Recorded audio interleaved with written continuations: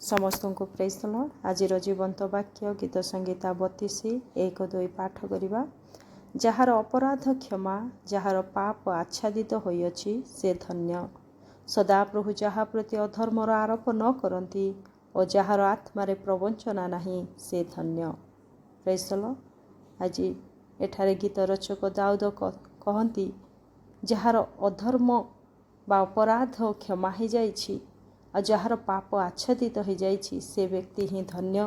और जार अधर्म को सदा प्रभु आरोप न करती पुणी जार आत्मारे प्रवंचना नहीं से व्यक्ति धन्य।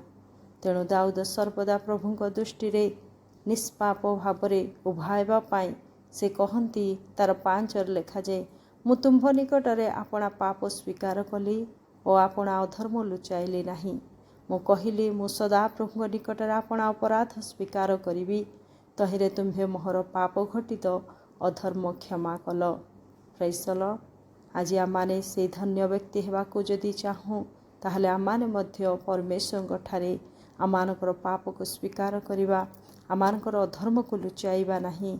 आमाने परमेश्वर ठारे निजको संपूर्ण समर्पित करिबा, आमाने निष्पाप निर्दाग निष्कलंक जीवन काटिबा, ताहले आमाने धन्य व्यक्ति ही परिबा।